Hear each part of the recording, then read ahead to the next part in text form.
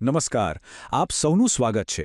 જુઓ, ક્યારેક ને ક્યારેક પ્રોફેશનલ દેખાતા રિપોર્ટ્સ, રિસર્ચ પેપર્સ કે પછી કોઈ પણ દસ્તાવેજ બનાવવાની જરૂર તો પડી જશે, ખરું ને?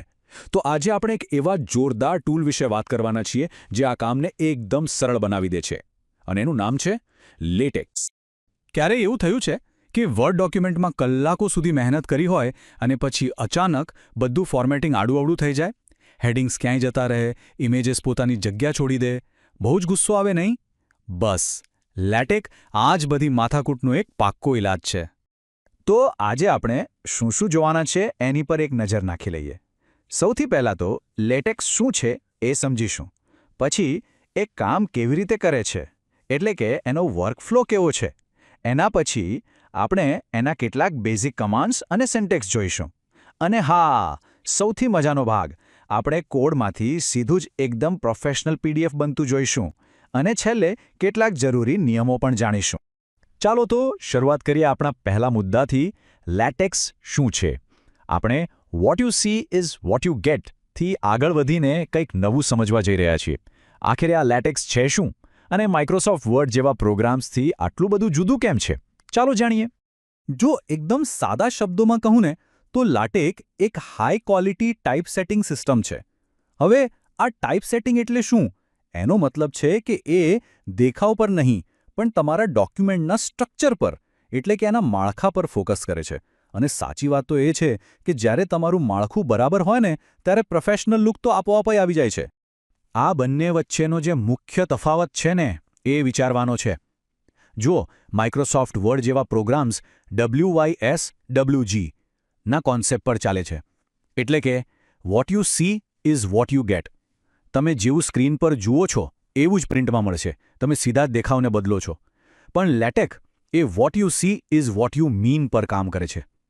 આમાં તમે લેટેકને ખાલી એટલું જ કહો છો કે જો ભાઈ, આ મારું ટાઇટલ છે, આ મારો પહેલો પેરેગ્રાફ છે, બસ. બાકી બધું પ્રોફેશનલ ફોર્મેટિંગનું કામ એ જાતે જ સંભાળી લેશે. સારું, તો હવે આપણે એ તો સમજી ગયા કે લેટેક પાછળનો આઈડિયા શું છે. તો હવે એ જોઈએ કે ખરેખર એક સાદી ટેક્સ્ટ ફાઇલમાંથી એકદમ પોલિશ્ડ અને સુંદર પીડીએફ બને છે કેવી રીતે. ચાલો આખી પ્રોસેસને સમજીએ. આખી પ્રોસેસ તમે માનશો નહીં, પણ ખાલી 3 સિમ્પલ સ્ટેપ્સમાં જ પૂરી થઈ જાય છે. સ્ટેપ 1, એડિટ, એટલે કે એક સાદી ટેક્સ્ટ ફાઇલ જેનું એક્સટેન્શન .text હોય એમાં આપણું લખાણ અને કમાન્ડ્સ લખવાના. Step 2, compile. આમાં આપણે પીડીએફ લેટેક્સ જેવો એક કમાન્ડ ચલાવીએ છીએ જે આપણા કોડને વાંચીને એક પ્રોફેશનલ પીડીએફ બનાવી દે છે. અને છેલ્લું સ્ટેપ 3, વ્યૂ. બસ એ તૈયાર થયેલી સુંદર પીડીએફ ફાઇલને ખોલીને જુઓ. છે ને એકદમ સરળ? હવે જેમ દરેક ભાષામાં પોતાનું વ્યાકરણ અને પોતાના શબ્દો હોય છે, બસ એ જ રીતે લેટેકની પણ પોતાની ભાષા છે. અને એના શબ્દો છે કમાન્ડ્સ. તો ચલો આપણે લેટેક ડોક્યુમેન્ટના આ બિલ્ડિંગ બ્લોક્સ, એટલે કે એના બેઝિક કમાન્ડ્સ અને સિન્ટેક્સને સમજીએ. તો આ કમાન્ડ શું છે? કમાન્ડ એટલે એક સૂચના જે આપણે લેટેકને આપીએ છીએ કે શું કરવાનું છે. બહુ જ સિમ્પલ નિયમ છે. દરેક કમાન્ડની શરૂઆત એક બેકસ્લેશ, એટલે કે આ બેકસ્લેશ ચિહ્નથી થાય છે. અને હા, એક વાત ખાસ યાદ રાખવાની, લેટેક કેસ સેન્સિટિવ છે. મતલબ કે ટાઇટલ અને ટાઇટલ એ બંનેને એ અલગ અલગ ગણશે. ચાલો કેટલાક સૌથી કોમન કમાન્ડ્સ જોઈએ. પહેલું છે ડોક્યુમેન્ટ ક્લાસ. આનાથી આપણે નક્કી કરીએ છીએ કે આપણે શું બનાવી રહ્યા છીએ. કોઈ આર્ટિકલ, કોઈ રિપોર્ટ કે પછી કોઈ બુક. પછી આવે છે ટાઇટલ, ઓથર અને ડેટ. આના નામ પરથી જ ખબર પડી જાય છે કે આ ડોક્યુમેન્ટનું શીર્ષક, લેખક અને તારીખ નક્કી કરવા માટે છે. અને છેલ્લે સેક્શન. જ્યારે પણ નવો સેક્શન કે વિભાગ બનાવવો હોય ત્યારે આ કમાન્ડનો ઉપયોગ થાય છે. હવે કમાન્ડ્સને વધારે માહિતી આપવા માટે આર્ગ્યુમેન્ટ્સનો ઉપયોગ થાય છે. આમાં 2 પ્રકાર છે. એક છે ઓપ્શનલ, એટલે કે વૈકલ્પિક, જે ચોરસ કૌંસ આ કરીને લખાય છે. અને બીજું છે રિક્વાયર્ડ, એટલે કે જરૂરી, જે છગડિયા કૌંસ આ છગડિયામાં લખાય છે. ઉદાહરણ તરીકે, મેં ડોક્યુમેન્ટ ક્લાસ પારેખ 12 પોઇન્ટ આર્ટિકલમાં 12 પોઇન્ટ ફોન્ટ સાઇઝ ઓપ્શનલ છે. તમે ન લખો તો પણ ચાલે, પણ આર્ટિકલ લખવું જરૂરી છે, જેથી લેટેકને ખબર પડે કે કયા પ્રકારનો ડોક્યુમેન્ટ બનાવવાનો છે. બહુ બધી થિયરી થઈ ગઈ નહીં? ચાલો હવે પ્રેક્ટિકલ પર જઈએ. હવે સમય છે એ આહા મોમેન્ટનો. જ્યાં આપણે આપણી નજર સામે એક સાદા કોડને એકદમ પ્રોફેશનલ પીડીએફમાં બદલાતા જોઈશું. તો આ રહ્યું એક સાદા ડોક્યુમેન્ટ માટેનો પૂરો સોર્સ કોડ. આ એ જ કોડ છે જેને આપણે આપણી ટેક્સ્ટ ફાઇલમાં લખવાનો હોય છે. ચાલો આ કોડ પર એક નજર નાખીએ. જો સૌથી પહેલાં ડોક્યુમેન્ટ ક્લાસ 12 પોઇન્ટ કરીને આર્ટિકલ, પછી ટાઇટલ અને ડેટ આપેલા છે. પછી આવે છે બિગિન ડોક્યુમેન્ટ. અહીંથી આપણું અસલી લખાણ શરૂ થાય છે. મેક ટાઇટલ કમાન્ડ ટાઇટલ બનાવવા માટે છે. પછી 2 સેક્શન કમાન્ડથી 2 વિભાગો બનાવ્યા છે.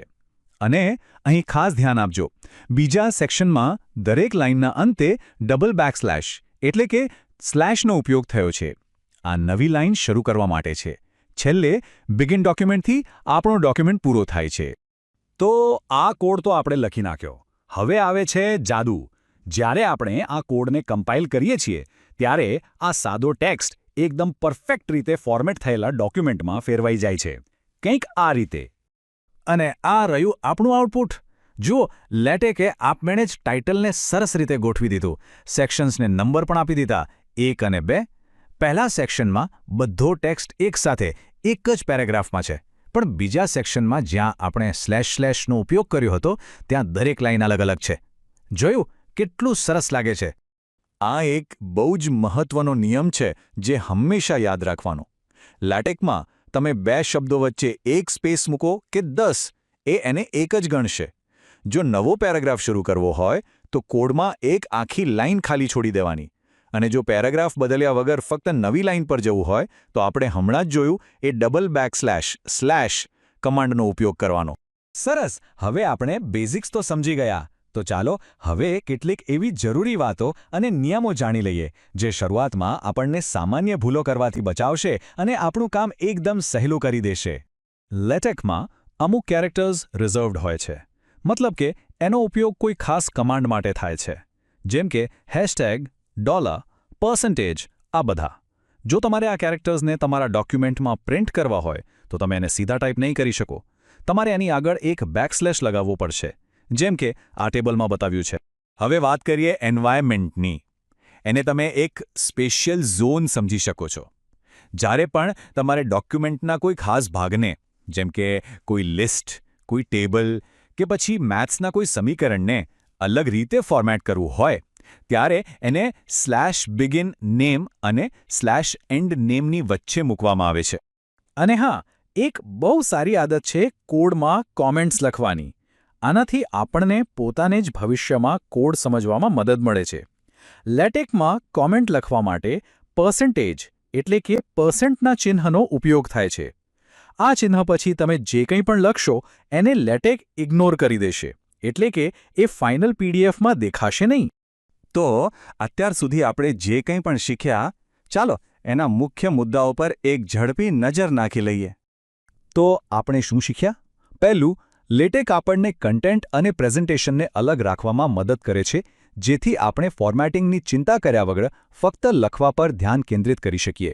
બીજું, આપણે સિમ્પલ કમાન્ડ્સનો ઉપયોગ કરીને फ्रेंड्स, इस वीडियो को पूरा देखने के लिए आज ही फ्लेक्सी टीचर ऐप सब्सक्राइब करें, जहां आपको मिलेंगे animated videos, digital books, text book solutions, notes, DPP और क्विज.